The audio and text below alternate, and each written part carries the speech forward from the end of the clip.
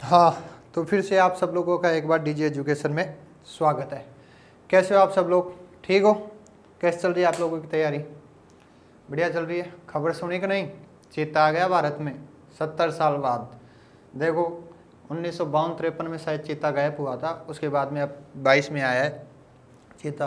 तो ये प्रश्न बनने लायक है सभी एग्जामों में, तो याद कर लेना कहाँ से लाया गया है, कितने चीते आए हैं, कौन से हेलीकॉप्टर में लाया गया है, अपने यहाँ भारत में कौन से नेशनल पार्क में स्थापित किया गया, एमपी में स्थापित किया गया है ना कुल्लू नेशनल पार्क में। तो ये सारी जो डिटेल है याद कर लेना। एक वीडियो अपन भी बना देंगे जो चीता जो प्रोजेक्ट है उसके ऊपर, भविष्य में इसके ऊपर बहुत सी रणनीति जो गवर्नमेंट ऑफ इंडिया है इसने निर्धारित कर रखी है, अपन भी बना देंगे और आप लोग पढ़ ही लेना। फिर थोड़ा करंट का भी ध्यान रखना, क्योंकि करंट से भी प्रश्न आते रहते हैं। इकोनॉमिक सर्वे वगैरह अपन तो कराएंगे, लेकिन फिर भी थोड़ा आपके हिसाब से जितना हो सके उतना करते रहना। फिर तो डीजी एजुकेशन तो है ही लास्ट में। अपन मैं बात करूं तो राजस्थान के लोग गीत चल रहे थे। गीत घर में सुने कि नहीं सुने? मम्मी पापा को बताया कि नहीं बताया कि भाई हमें भी पता लग गया कि गोरबंद क्या चीज़ है, कुरंजा क्या चीज़ है, मोरिया क्या चीज़ है, सारी चीज़ें पता लग गई होंगी। एक बार मैं आप लोगों को रिवाइज करवा देता हूँ, फिर अपन आगे चलते हैं अपने लोक गीतों में। नृत्य याद हो गए होंगे सारे, पीछे वाले सारे के सारे याद करते रहना। अपन जल्दी टेस्ट लेने वाले हैं, बस थोड़ा सा टाइप होने में टाइम लग रहा है। जैसे टाइप होते हैं मैं लेके आता हूँ, ठीक। तो रिवाइज करूँ, सबसे पहले गोरबंद की अपन ने बात की थी। तो गोरबंद क्या है? ऊँट के गले का आभूषण है जो उस समय पहनाते समय ये गीत गाया जाता है। कुरंजा आप सब लोगों को बताइए, जो कमाने जाता है तो फिर महिला पीछे से कौन सा गीत गाती है? कुरंजा, यानी पति के वियोग में कौन सा गीत गाया जाता है? कुरंजा गीत गाया जाता है। फिर बाद में मोरिया, जो कि अविवाहित लड़कियां गाती हैं, सब लोगों को बताइए, कल इसके बारे में अपन ने बात की थी। फिर बाद में घोड़ी गीत होगी, बन्ना बन्नी हो गई, कामण हो गया, ओल्लू हो गया। ओल्लू कब गाया जाता है? दुल्हन की विदाई के समय कौन सा गीत गाया जाता है? ओल्लू गीत गाया जाता है। फिर एक है सिठनी और सुवटिया था, जो कि सिठनी एक प्रकार का गाली गीत था और जो सुवटिया है भील महिलाओं द्वारा वीरावेठा के रूप में गाया जाता था। कौन सा गीत? सुवटिया। फिर बाद में पावना गीत है, जो पावना आते हैं जब कौन सा गीत गाया जाता है? पावना गीत। हालांकि ये गीत वर्तमान में देखने को नहीं मिलता, विलुप्त हो गया। जैसे 1952-53 में चीता विलुप्त हो गया था, वैसे ये गीत है वो भी क्या हो गया? विलुप्त हो गया। हालांकि पश्चिमी राजस्थान में या दक्षिणी राजस्थान में कुछ जगह अभी भी ये गीत बच रहा है। मेरे को याद है जब ये गीत मैंने लास्ट सुना था, मैं अपने शायद ननिहाल गया था जब ये गीत मैंने लास्ट सुना था। उसके बाद में आज इतने साल हो गए मैंने भी एक भी सुना नहीं है। तो धीरे धीरे चीज़ें विलुप्त हो रही है। तो ये आपकी जिम्मेदारी बनती है कि इन गीतों को आप जिंदा रखें, कम से कम आरपीएससी के थ्रू तो जिंदा रखें, याद करें इन लोगों को। फिर कुछ क्षेत्र के हिसाब से अपन ने गीतों की बात की थी, जैसे बिछुड़ा हो गया, मुम्मल हो गया, डोला मारू हो गया। ये कुछ गीत थे जिनकी बात अपन ने की थी। अब कुछ गीतों की बात आज करते हैं, साथ में कुछ लोक गायन शैलियाँ हैं, घराने हैं, उनकी भी बात अपन करेंगे। तो कोई दिक्कत? चले अपन आगे, ठीक। तो ये अपना क्या है? डीजी एजुकेशन है। जाके क्या करना है? सब्सक्राइब करना है, ठीक है। तो लिखो, सबसे पहले कौन सा पढ़ोगे बताओ? चिरमी पढ़ा दें? नाम सुना होगा चिरमी। चिरमी तो यार आप शादी विवाह में डांस भी करते रहते हो चिरमी वगैरह पे। तो सबसे पहले चिरमी पढ़ लो, पता होगा चिरमी। तो आज का पहला जो लोकगीत है उसका नाम है क्या? चिरमी। जो लड़कियां हैं उनको तो सबको पता है चिरमी लोकगीत क्या है, कब गाई जाती है, लेकिन लड़कों को पता नहीं है। तो मैं बता देता हूँ, जो चिरमी गीत है, जो नई दुल्हन है अपने भाई व पिता को बुलाते समय कौन सा गीत गाती है? चिरमी गीत गाती है। सुनना, उसमें लाइन अच्छे से आती है। जो एक नई वधू है अपने भाई और पिता को बुलाने के लिए कौन सा गीत गा रही है? चिरमी गीत गा रही है। तो लिख लो, एक लाइन है, नई दुल्हन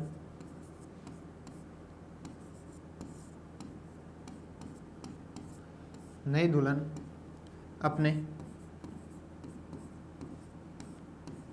भाई व पिता को बुलाने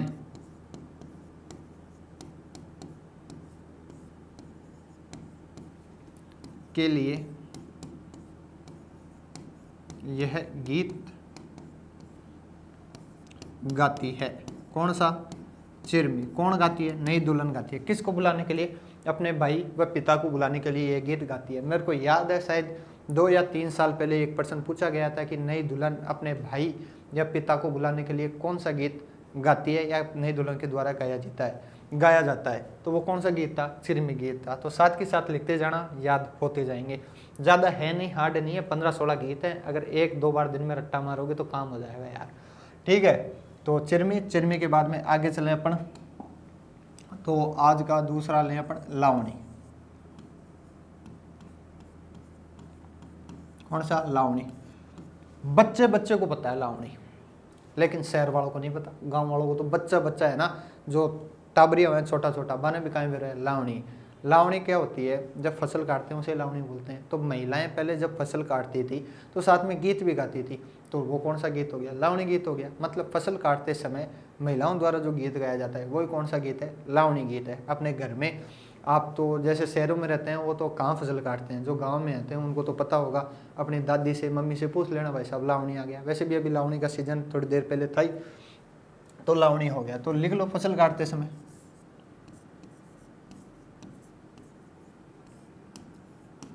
फसल काटते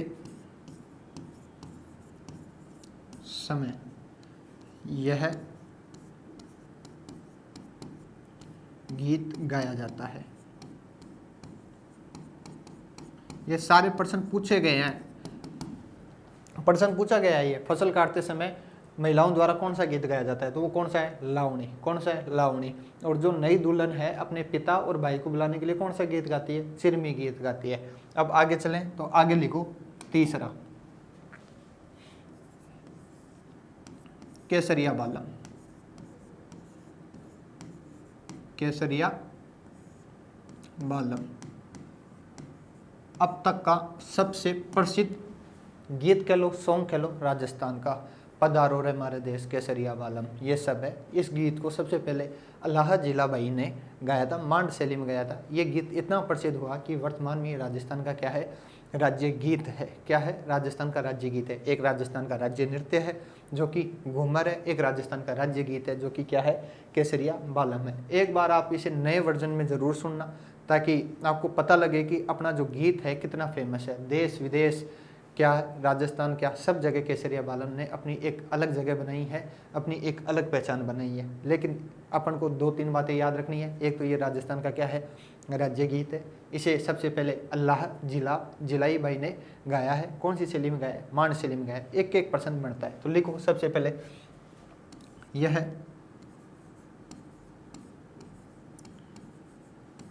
राजस्थान का राज्य गीत है। इसे अल्लाह जिलाई बाई ने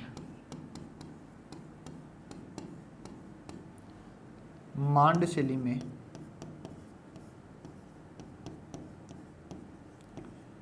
शैली में गाया है। किसने गाया है? अल्लाह जिलाई बाई ने। शैली ध्यान रखना, ये प्रश्न पूछा गया है कि केसरिया बालम जो गीत है वो कौन सी शैली में गाया गया? मांड शैली। अब ये मांड शैली क्या है, इसकी अपन बात आगे चल के करेंगे। सिर्फ 2 बातें हैं। राजस्थान का क्या है? राज्य गीत है। इसे अल्लाह जिला बाई ने मांड शैली में गाया है। कौन सा? केसरिया बालम। जाके जरूर सुनना। तो ये कुछ लोकगीत हैं, उनकी बात हुई। बस इतना ही है, ज़्यादा से ज़्यादा 15-16 हैं। कल अपन ने बात की ली थी, आज 3-4 की बात अपन ने बात कर ली। सारे गीत पूरे हो गए। एक बार वापस लिखना, रिवाइज करना, लिखना, रिवाइज करना, सारे गीत याद हो जाएंगे। अब अपन आगे चलते हैं, गीतों में पढ़ते हैं प्रमुख लोक गायन शैली। क्या पढ़नी है? लोक गायन शैली। लोक गायन शैली। देखो गीत गा रहे हैं तो प्रत्येक गीत की कोई ना कोई शैली होगी, ठीक है। जैसे जो हॉलीवुड है, बॉलीवुड है, उसमें जो गीत गाए जाते हैं उनकी एक लय होती है, ताल होती है। वैसे ही अपने राजस्थान के जो लोकगीत हैं उनकी भी एक लय होगी, ताल होगी, एक शैली होगी। तो कुछ प्रमुख है। वैसे तो राजस्थान में जगह जगह एक अलग शैली है, लेकिन अपन को कुछ प्रमुख पढ़नी है, जो कि गिनती की मेरे हिसाब से 4-5 है। वो पढ़ लेना, काम निकल जाएगा, ठीक है। तो पहली मैं शैली की मैं बात करूँ तो वो है मांड शैली। अभी अपन ने मांड की बात कर ली, तो मांड की ही बात कर लेते हैं। सबसे पहले मांड शैली। देखो जो मांड शैली है, अपना जैसलमेर आप सब लोगों को पता है पश्चिमी राजस्थान का एक जिला है। उसे प्राचीन समय में बहुत पहले क्या कहा जाता था? मांड कहा जाता था। तो यहाँ के लोग जो गीत गाते थे उसी को क्या कह दिया गया, मांड शैली कह दिया गया। मतलब जैसलमेर में प्राचीन समय में जैसलमेर को मांड कहा जाता था, अतः यहाँ विकसित लोक गायन शैली वो क्या हो गई, मांड शैली हो गई। बस इतनी सी बात है। लेकिन इसकी खास बात क्या है कि अब तक की राजस्थान की सबसे प्रसिद्ध शैली है, चाहे अल्लाह जिला बाई ले लो, चाहे गौरी बाई ले लो, चाहे मांगी बाई ले लो, चाहे जमीला बानो ले लो, चाहे बन्नो बेगम ले लो, जितनी प्रसिद्ध गायिकाएं हैं वो किससे संबंधित थी, मांड शैली थी। किससे, मांड शैली से। तो थोड़ी ये इंपॉर्टेंट है, याद रखना। तो लिखो, प्राचीन समय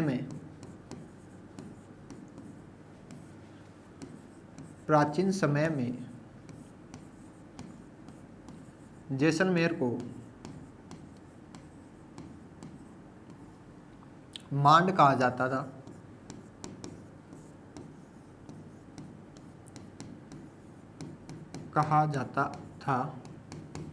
अतः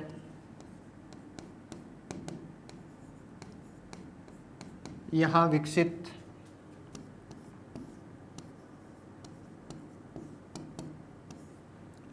शैली मांड शैली कहलाई।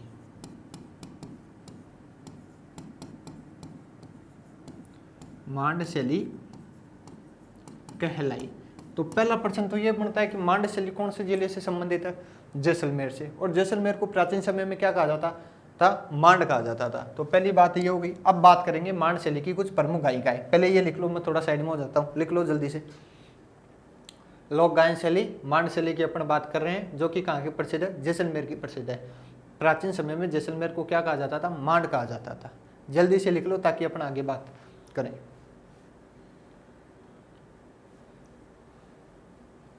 लिख लिया होगा। तो अब बात करते हैं जो मांड शैली है इसकी कुछ प्रमुख गायिकाएं।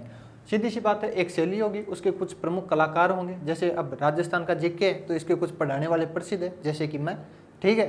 तो वैसे ही मांड शैली की कुछ प्रमुख गायिकाएं हैं, उनकी अपन बात करते हैं। क्या हो सकता है कि प्रश्न मिलाने वाला आ सकता है कि ये जो गायिका है वो किस शैली से संबंधित है, या जो गायक है वो किस शैली से संबंधित है। तो क्यों ना साथ के साथ करते जाएं, 4-5 है। तो लिखो, प्रमुख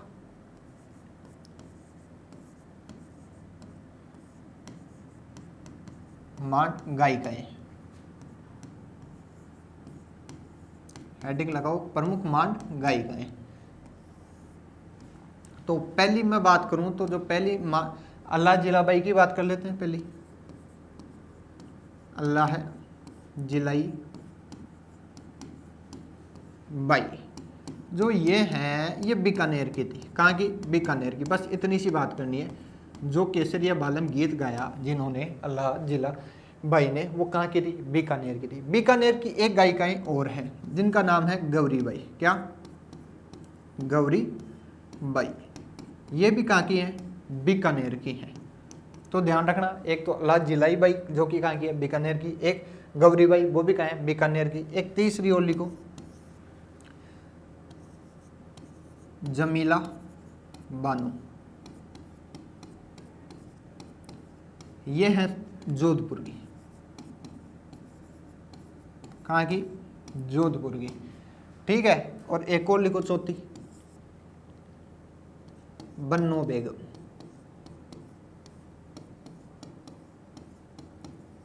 बन्नो बेगम कहाँ की है, जयपुर की। कहाँ की है, जयपुर की। कितनी हो गई, 4 हो गई। लिख लो जल्दी से, फिर 2-3 और बच रही हैं, वो भी लिखा दूंगा साथ के साथ। गौरीबाई बीकानेर की, जमीला बानो जोधपुर की, बन्नो बेगम जयपुर की। चले आगे, लिखो आगे। एक और लिखो, गौरीबाई। ये दूसरी गौरीबाई है, ये ध्यान रखना। ये कहाँ की है, पाली की। देखो, एक बार मेरे को याद है कि ये प्रश्न पूछा गया था कि निम्न में से कौन सी गायिकाएं कहाँ से संबंधित है। तो उस टाइम पे गौरीबाई मेरे को पता नहीं था, मैं एग्जाम दे रहा था, तो मेरे को सिर्फ इतना पता था जो गौरीबाई है वो बीकानेर से संबंधित है।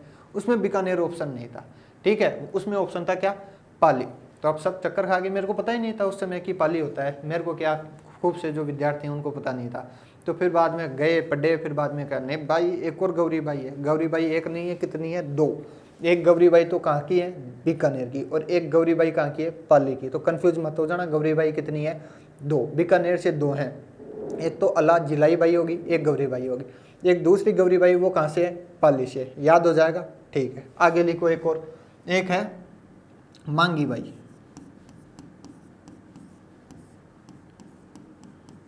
कौन सी? मांगी बाई। ये है उदयपुर से। ये प्रश्न पूछा गया है अभी शायद मेरे हिसाब से पटवारी या ग्राम सेवक का कोई एक पेपर हुआ था, उसमें पूछा गया था मांगी बाई का संबंध कहाँ से है, तो वो कहाँ से है? उदयपुर से। अभी शायद इनका निधन हुआ है, कंफर्म नहीं है, लेकिन पूछा गया था ये प्रश्न। तो ये कुछ मांड गायिकाएं हैं, लिख लो साथ के साथ, याद हो जाए। कितनी? 4 तो ये होगी और 2 ये होगी, 5 और 6, तो लिख लो। प्रमुख मांड गायिके: अल्लाह जिलाबाई बीकानेर, गौरीबाई बीकानेर, जमीला बानो जोधपुर, बन्नो बेगम जयपुर। फिर आगे चलूँ तो मैं गौरीबाई पाली, मांगी बाई उदयपुर। ठीक है, अब ये क्या होगी? पहली जो मांड गायिका थी या जो मांड शैली थी वो अपनी हो गई कंप्लीट। अब सेकंड शैली की अपन बात करते हैं। तो सेकंड शैली लिखो मांगणियार।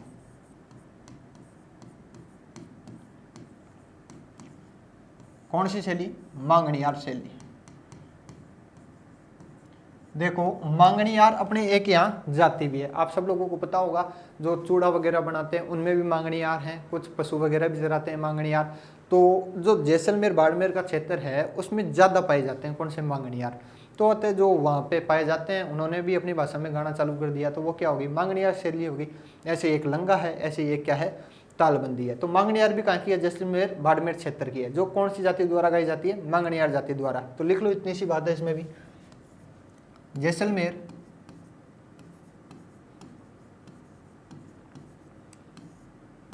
बाड़मेर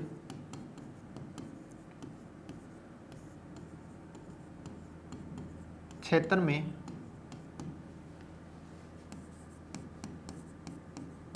मांगणियार जाति द्वारा यह शैली प्रयोग में ली जाती है।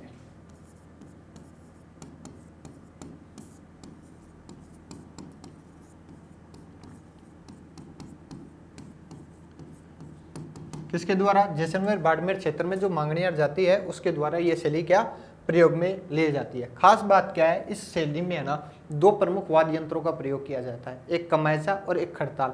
आप लोगों ने कई एग्जाम में देखा होगा, प्रश्न पूछा गया है कि खड़ताल का जादूगर किसे कहा जाता है, तो वो कौन है? सद्दिक खां मांगणियार। वो कौन सी शैली से संबंधित है? मांगणियार शैली से। हालांकि जब अपन प्रमुख वाद्य यंत्र पढ़ेंगे, एक अलग से चैप्टर आएगा राजस्थान के आर्ट एंड कल्चर में, तब और अपन डीप में देखेंगे, लेकिन यहाँ पर सीधी सीधी सी बात है, मांगणियार में प्रमुख वाद्य यंत्र इतना लिखना है क्या? प्रमुख वाद्य यंत्र। तो 2 हैं, एक तो है कमायचा और एक है खड़ताल। अब कुछ लोगों को पता नहीं है कमायचा क्या होता है, खड़ताल क्या होता है, तो मैं कह रहा हूं कि टेंशन मत लो, आगे अपन पढ़ेंगे एक एक। मैं आपको यहाँ पर है ना चित्र दिखाऊंगा और समझाऊंगा। आप लोगों को पता है कमायचा खड़ताल क्या है, लेकिन आप लोगों ने कभी गौर नहीं किया। बस इतनी सी बात लिखनी है, किसके बारे में? मांगणियार शैली के बारे में। ये 2 नंबर में आरएस मेंस में भी पूछा जा सकता है, मांगणियार शैली लिख के छोड़ दे, तो बस इतना ही लिखना है, आपको आराम से 1.5 नंबर मिल जाएगा। जैसलमेर बाड़मेर क्षेत्र में मांगणियार जाति द्वारा यह शैली प्रयोग में ली जाती है। इसमें इस शैली में 2 प्रमुख वाद्य यंत्रों का प्रयोग किया जाता है, एक कमायचा और एक खड़ताल। ठीक है, आगे चले। देखो कहीं पे भी कोई भी चीज समझ में नहीं आ रही है, बेझिझक बिना डरे। अब तो अपन है ना, पहले तो क्या होता था कि लड़के पूछने में डरते थे कि क्लास में बेइज्जती हो जाएगी यार, कि कैसे पूछ लूँ मैं। ये बात मेरे साथ भी थी कि जैसे सर ने कुछ चीज़ पढ़ाई, मेरे को समझ में नहीं आई और फिर मैं पूछने में हिचकता था कि भाई साहब ये नहीं आई मेरे को। तो अब तो वो सिस्टम ही खत्म हो गया, अपन ऑनलाइन पढ़ रहे हैं। ठीक है, कोई भी चीज़ समझ में नहीं आ रही है, सीधा टाइप करना कि सर ये चीज़ मेरे को समझ में नहीं आई, आप लोग दोबारा बताओ। तो कल की क्लास में अपन दोबारा बता देंगे। अपना क्या जा रहा है? अपना काम क्या है? पढ़ना। आप लोगों का काम क्या है? पढ़ना, लेकिन पढ़ना ईमानदारी से भाई। ठीक, तो लिखो आगे। मांगणियार हो गई, सबसे पहले मांड हो गई, मांगणियार हो गई। अब तीसरी लिखो लंगा। ये भी सेम जैसलमेर बाड़मेर क्षेत्र में ये भी अपने यहाँ एक जाति पाई जाती है, कौन सी? लंगा। तो उस जाति के द्वारा क्या ली जाती है? प्रयोग में ली जाती है। देखो अपने यहाँ जगह जगह क्या है, एक प्रमुख शैली है, लेकिन जो प्रसिद्ध शैली है ना, बहुत ज़्यादा प्रसिद्ध, जिन्होंने देश विदेश में अपनी एक अलग छाप छोड़ी है, उनकी अपन क्या कर रहे हैं? बात कर रहे हैं। तो वो गिनती के 3-4 है, जिनमें तीसरा नंबर किसका है? लंगा का है। तो लिखो जैसलमेर,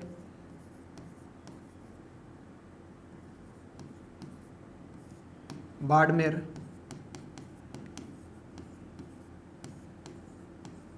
क्षेत्र में लंगा जाति द्वारा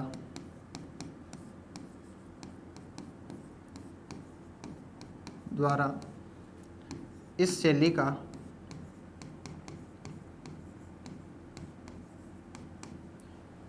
प्रयोग किया जाता है।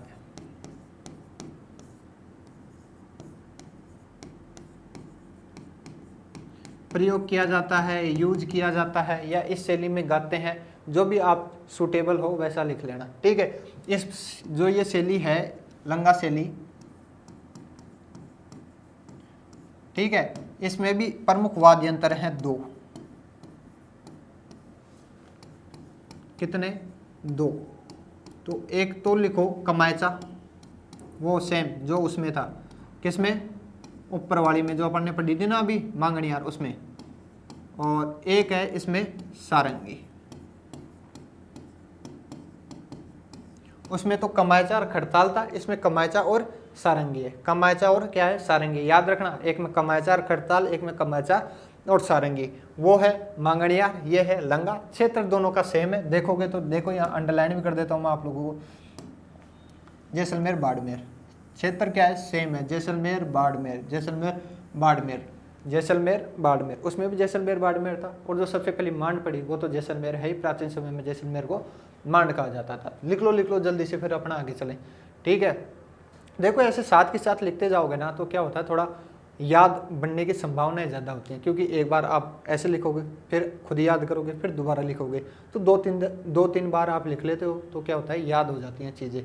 वैसे कोई शॉर्टकट नहीं है, याद तो करना ही पड़ेगा। हाँ, एक स्मार्ट स्टडी नाम की चीज़ होती है, जिसके ऊपर अपन आराम से एक लेक्चर लेंगे, बात करेंगे कि स्मार्ट स्टडी कैसे करनी है।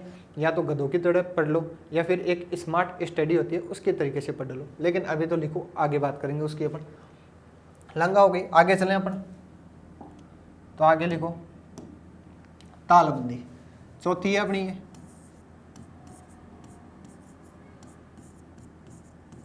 कौन सी? तालबंदी। तालबंदी देखो, ब्रज क्षेत्र सबको पता है, ठीक है। जो यूपी का इधर पश्चिमी वाला थोड़ा एरिया है उसे ब्रज क्षेत्र कहा जाता है। अपने यहाँ यूपी से अलवर, भरतपुर, ये सवाई माधोपुर, ये थोड़ा सा क्या होता है, टच होता है। तो यहाँ के जो साधु संत हैं, जो भगवान की मौज मस्ती में गाते रहते हैं, तो ये अपने भजन गाते रहते हैं। तो ये एक ताल में कभी ऊंचा जाता है, कभी नीचा जाता है। तो इसी कारण जो वहाँ शैली विकसित हुई उसे क्या कह दिया, तालबंदी शैली कह दिया। तो लिख लो, बस इतनी सी बात है। किसके बारे में? तालबंदी में ब्रज क्षेत्र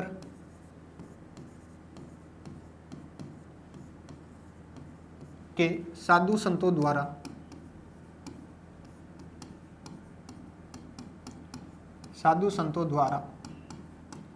विकसित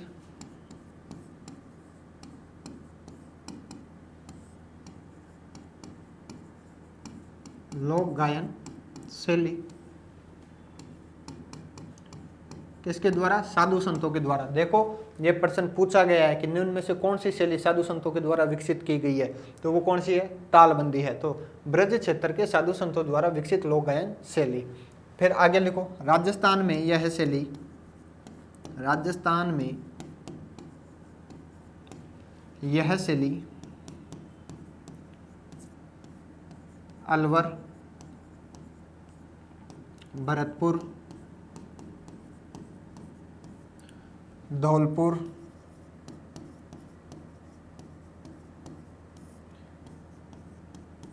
आदि जिलों में प्रसिद्ध है। याद हो जाएगा। देखो कोई डीप वाली बात नहीं है, 2 2 3 3 क्या है बातें, सारी की सारी याद करते जाना। ब्रज क्षेत्र के साधु संतों द्वारा विकसित लोक गायन शैली, राजस्थान में यह शैली अलवर, भरतपुर, धौलपुर आदि जिलों में क्या है, प्रसिद्ध है। इस शैली का जो प्रमुख वाद्य यंत्र है, क्या प्रमुख वाद्य यंत्र, वो है क्या, नगाड़ा। क्या है? नगाड़ा। याद हो जाएगा, ठीक है। सबसे पहले वाले में तो कमायचार खड़ताल, फिर दूसरे में कमायचार सारंगी, और तीसरे में नगाड़ा। क्या? नगाड़ा। नगाड़ा सबको पता है ना, वो मंदिर में बजते हैं आरती करते समय। अगर नहीं पता तो आपके मंदिर में जाना, ठीक है, नगाड़ा आप लोगों को बजता हुआ मिल जाएगा। आजकल तो मशीनों वाला हो गया, जो मशीनों से बजता है वो नगाड़ा हो गया। लिखो भाई, जल्दी लिखो, फिर आगे चलते हैं अपन, ठीक है। साथ के साथ याद करते जाना, बार बार कह रहा हूँ, नहीं तो फिर पंगा हो जाएगा। आगे देखोगे अभी लिख लो और फिर बाद में याद हो जाएगा, नहीं, ऐसा काम नहीं होगा। साथ के साथ लिखना, फिर बाद में थोड़ा गैप लेके फिर याद करना, ज़्यादा लोड है नहीं। देखो, अगर अपन आरएस मेंस के हिसाब से बात करें हो ना, तो जो लोकगीत हैं इनकी विशेषताएं भी बात करते हैं। प्रश्न पूछा जा सकता था मेंस में कि 5 नंबर का राजस्थान के लोकगीतों की राजस्थान के संदर्भ में विशेषता बताइए, या इनकी भूमिका, या इनका योगदान, या इनका आर्थिक पहलू क्या हो सकता है। आर्थिक पहलू बताओ आप लोग, देखा क्या हो सकता है, जो राजस्थान के लोकगीत हैं इनका आर्थिक पहलू क्या हो सकता है, सोच के टाइप करके बताना मेरे को। 1-2 पॉइंट मैं दे देता हूँ। जैसे राजस्थान में बहुत सी जाति जनजाति हैं जिनके लिए ये रोजगार का साधन है कि नहीं, बताओ, ठीक है। 1 पॉइंट दे दिया, बाकी क्या आप सोच के बताना, फिर मैं कल बताऊंगा। देखें आप लोगों को, आरएस मेंस का प्रश्न मान लो आप 5 नंबर में, ठीक है। जो मेंस की तैयारी नहीं कर रहे, ईआरओ की कर रहे हैं, उनके लिए तो है ही सीधा सीधा फैक्ट याद करने, रट्टा मारने, कोई इलाज नहीं है। चले आगे, तो आगे लिखो, ये शैलियाँ हो गई क्या, समाप्त हो गई। कितनी है, 4 शैलियाँ हैं। सबसे पहले मांड, मांड के बाद में मांगणियार, मांगणियार के बाद में लंगा, लंगा के बाद में तालबंदी। एक बार रिवाइज करवा दूँ आप लोगों को, एक बार वापस देख लो आप लोग। तो लो, सबसे पहले लोक गायन शैली किसकी बात की थी, मांड की बात की थी। प्राचीन समय में जैसलमेर को मांड कहा जाता था, अतः यहाँ विकसित लोक गायन शैली मांड हो गई। ये कुछ प्रमुख मांड गायिकाएं, ये जरूर याद कर लेना, प्रश्न पूछा जा सकता है कि कौन सी है ना गायिका कहाँ की है। जैसे अपने जयपुर की बन्नो बेगम है, जमीला बानो जोधपुर की है, गौरी बाई 2 बताइए, एक बीकानेर की बताइए और एक पाली की बताइए, और एक मांगी बाई है उदयपुर की। फिर आगे मांगणियार हो गया, जो मांगणियार जाति द्वारा गाई जाती है। प्रमुख वाद्य यंत्र कमाचा और खड़ताल हो गया। इनके प्रमुख जो कलाकार हैं, अगर ईओ और आरओ है उसका सिलेबस देखोगे तो जो प्रमुख लोकगीत और या जो लोक नृत्य हैं इनको 2-2 बार लिखा हुआ है। इसके पीछे रीजन है, एक तो सीधा सीधा कि जो लोकगीत और लोक नृत्य हैं उनको याद कर लो। दूसरा है उनके प्रमुख व्यक्ति, कि जैसे खड़ताल में कौन सा व्यक्ति प्रसिद्ध है। जैसे इस बार आरएस प्री में प्रश्न आया था, इधर वाद्य यंत्र दे दिए, इधर प्रमुख व्यक्ति दे दिए, मतलब कौन सा व्यक्ति कौन सा यंत्र बजाता है। तो उनकी भी अपन जब प्रमुख वाद्य यंत्र पढ़ेंगे तब बात करेंगे। अरे तो केवल मांगणियार शैली होगी। फिर आगे मैं बात करूं तो ये लंगा होगी। जैसलमेर बाड़मेर क्षेत्र में लंगा जाति द्वारा प्रमुख वाद्य यंत्र कमाचा और सारंगी होगी। आगे फिर बाद में तालबंदी, प्रमुख वाद्य यंत्र नगाड़ा, साधु संतों द्वारा विकसित है। राजस्थान में अलवर, भरतपुर, धौलपुर आदि जिलों में क्या है, प्रसिद्ध है। अब देखो जो संगीत है इसमें क्या होते हैं, घराने फेमस होते हैं, ठीक है। पहले राजा महाराजा सुनते थे, तो राजा महाराजा तो सीधी बात है बड़े बड़े आदमी, तो उनके क्या हो गए, संगीतों के भी क्या हो गए, राज घराने हो गए। जैसे मैंने कोई संगीत गाना शुरू किया, फिर बाद में मेरे बेटे ने गाना शुरू किया, फिर उसके ने, फिर उसके ने, तो ऐसे क्या हो गए, घराने फेमस हो गए। तो अपने यहाँ जो राजस्थान के लोकगीत हैं इनमें भी कुछ क्या है ना, घराने फेमस है, तो उनकी अपन बात करते हैं। तो एक तरफ लिख लो आप प्रमुख घराने, हेडिंग डालो प्रमुख घराने।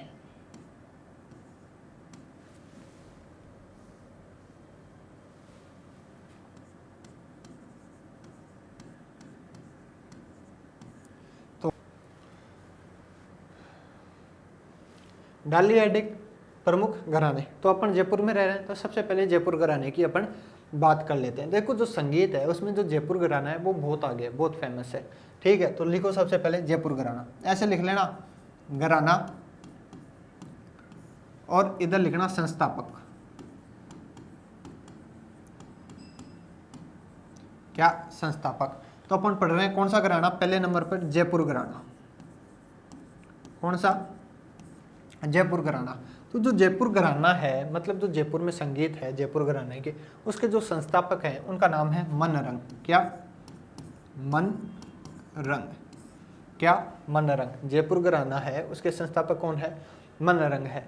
लेकिन 1-2 बार क्या होता है कि ये संस्थापक ने पूछ लेता है कि प्रमुख कलाकार, जयपुर घराने के प्रमुख कलाकार कौन कौन से हैं। तो 2-3 नाम है, याद हो सके तो अच्छी बात है, नहीं हो तो कोई दिक्कत वाली बात नहीं है। एक तो मोहम्मद अली है और एक खां कोटी वाले। कितने, 2, मोहम्मद अली, खां कोटी वाले। अगर याद नहीं हो तो कोई दिक्कत वाली बात नहीं है, लेकिन फिर भी मैं लिख देता हूँ। मुख्य कलाकार, मुख्य कलाकार तो 2 हैं, एक तो है मोहम्मद अली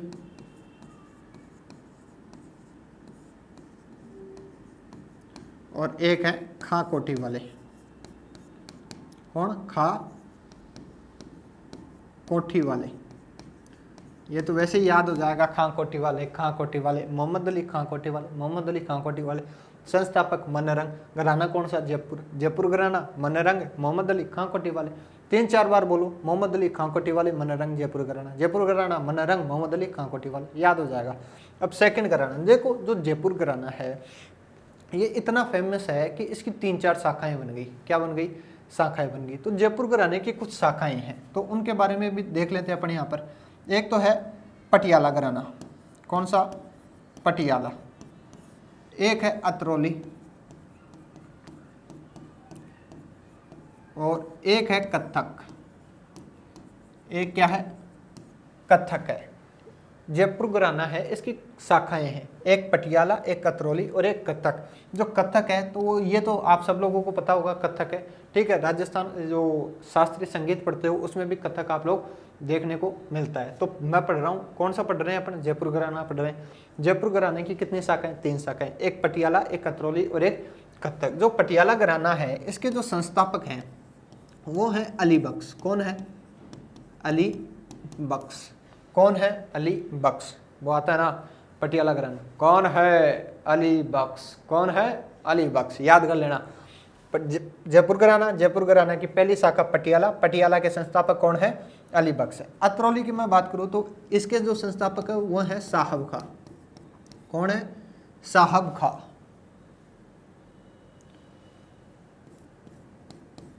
साहब खां नाम ही बड़ा स्पेशल है। साहब जी आए हैं किसको लेकर? अतरौली को लेकर। किसको? अतरौली कर। पटियाला अली बख्श, अतरौली साहब। कत्थक की बात करें तो कत्थक जो संस्थापक हैं वो हैं भानु जी। कौन? भानु जी। भानु जी किसका पर्यायवाची होता है? भानु। बताओ मेरे को, देखें लिख के बताओ कमेंट में, ठीक है। जयपुर घराना, संस्थापक मनरंग, मुख्य कलाकार मोहम्मद अली खां कोठी वाले। जयपुर घराने की 3 शाखाएं, एक पटियाला, एक कतरौली और एक कत्थक। संस्थापक पटियाला के अली बख्श, अतरौली के साहब खां, कत्थक के भानु जी। एक बार अंडरलाइन कर देता हूं दूसरे पेन से ताकि आप लोगों को दिख जाए अच्छे से, ठीक है। तो ये है एक तो पटियाला, एक है अतरौली और एक है कत्थक। पटियाला के संस्थापक अली बख्श, अतरौली के साहब खां, कत्थक के भानु जी। देखो याद करना पड़ेगा, प्रश्न पूछा जा सकता है कि जयपुर घराने के उनमें से कौन सी शाखा नहीं है। याद होगा पटियाला, अतरौली, कत्थक, तो आराम से चौथा पॉइंट अलग कर दोगे। याद नहीं होगा तो कैसे अलग करोगे? संस्थापक पूछ ले, इधर शाखाएं दे दे और इधर उनके संस्थापक दे दे, या तो ऐसे सीधा क्रॉस में मिलवा ले, या पूछ ले उनमें से कौन सा मेल नहीं खाता या मेल खाने वाला कौन सा है। तो जो भी हो याद करना जरूरी है। तो पहला घराना पढ़ लिया जयपुर, जयपुर के साथ में और कितने घराने पढ़ लिए? 3। अगर ऐसे लिखना चाहो तो और भी अच्छी बात है, ऐसे नहीं लिखना चाहो तो दूसरा तरीका भी बता देते हैं अपन। तो दूसरा तरीका ये है, ऐसे जाना और ऐसे लिखना। जयपुर हो गया, सेकंड नंबर पे लिखना क्या? पटियाला। क्या लिखना? पटियाला। और यहां घराना है, यहां संस्थापक लिखना क्या? अली बख्श। मेरी मानो ना तो वैसे ही तीर लगा के वैसे ही लिखना, क्योंकि ऐसे में याद करने में थोड़ा माइंड क्या लेता है? टाइम लेता है। अली बख्श, अली बख्श के बाद में ये तीसरा लिखना अतरौली। कौन सा? अतरौली। अतरौली के संस्थापक कौन बताए? साहब खां। और एक है अपना चौथा, कौन सा? कत्थक। कत्थक के कौन है? भानु जी। आ गई जयपुर घराना, उसकी 3 शाखाएं, या तो ऐसे लिख लो या वैसे तीर बना के लिख लो। तीर बना के ज्यादा अच्छा रहेगा। आगे चले, 5वें घराने की अपन बात करते हैं। 5वां, 6ठा और 7वां, बस केवल 7 घराने हैं। एक है मेवाती। कौन सा घराना? मेवाती। एक है किराना और एक है डागर। बोलो 3 घराने, मेवाती, किराना, डागर। 3-4 बार बोलो, मेवाती, किराना, डागर, मेवाती, किराना, डागर। दिख रहा है ना इधर? मेवाती, किराना, डागर क्या है? घराने हैं। ऊपर हेडिंग में लिखना है इधर घराने, ठीक है। और इधर लिखना है संस्थापक। क्या है, संस्थापक। तो मेवाती किराना डागर, मेवाती के कौन संस्थापक है, लिखो डागर के तो बैराम खा डागर,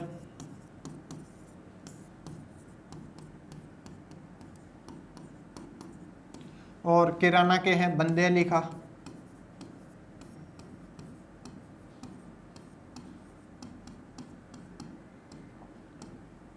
और इसके हैं गग्गे नजीर का।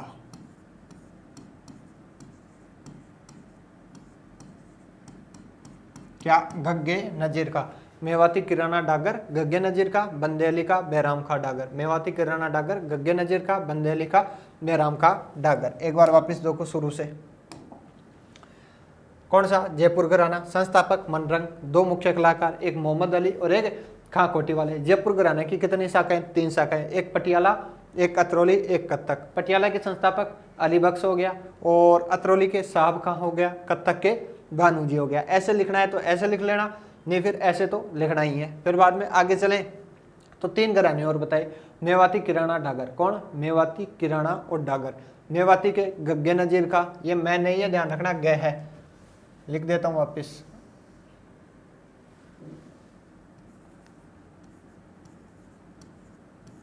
गग्गे नजीर का, फिर बाद में ये बंदे अली खां, ठीक है, और लास्ट में है बैराम खा डागर। याद हो जाएंगे सारे, कोई भी दिक्कत हो तो लिख के बता देना। ये पूरा अपना क्या हो गया, लोक गीत हो गया। लोक गीत में केवल एक पॉइंट बचता है, क्या, संस्थाएं, जैसे जवाहर कला केंद्र हो गया, कथक कला केंद्र हो गया, रविंद्र मंच सोसाइटी होगी, राजस्थान संगीत कला अकादमी होगी। तो इनकी अपन या तो आप लोगों को लिस्ट दे देंगे, या फिर मैं 5 मिनट लगेंगे या लिखवा दूंगा मैं। ठीक है, आज के लिए बहुत हो गया, अब अपन कल मिलते हैं। ठीक, ओके, थैंक यू।